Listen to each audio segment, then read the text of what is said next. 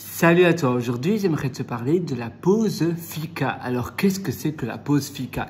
Eh bien la pause fika c'est une invention des Suédois. J'avais parlé il y a un petit moment d'une autre philosophie danoise et suédoise sur mon site pierrewriter.com.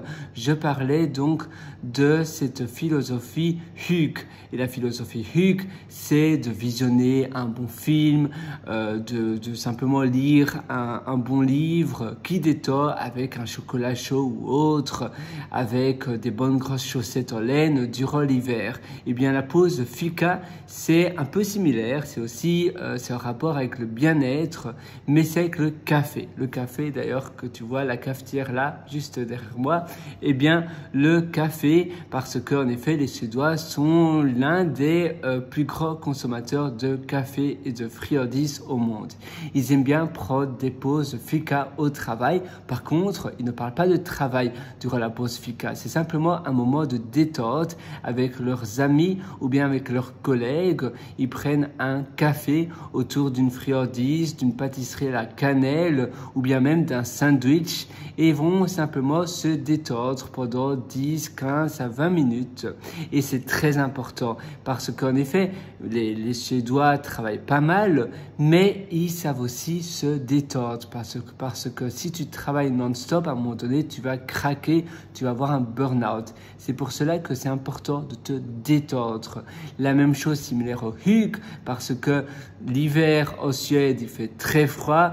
C'est pas une météo très gaie, très joyeuse, et c'est pour cela qu'ils prennent un moment pour se détendre au coin du feu avec un bon film, un bon dessin animé et un bon chocolat chaud ou bien un documentaire ou bien ils font simplement du tricot. Et bien la pause fika, c'est avec du bon café.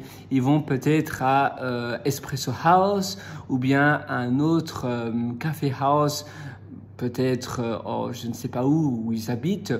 Toi, ça peut être dans le coin où tu habites, c'est certainement pas en Suède, sauf si tu habites en Suède, bien évidemment. Ça peut être à Helsinki, ça peut être à Oslo, ça peut être à Reykjavik. Non, Reykjavik, c'est en Finlande, en Islande, qu'est-ce que je raconte? Donc, tu as Helsinki et la capitale de la Suède. Je viens d'oublier, sur Helsinki c'est Finlande, Suède c'est Helsinki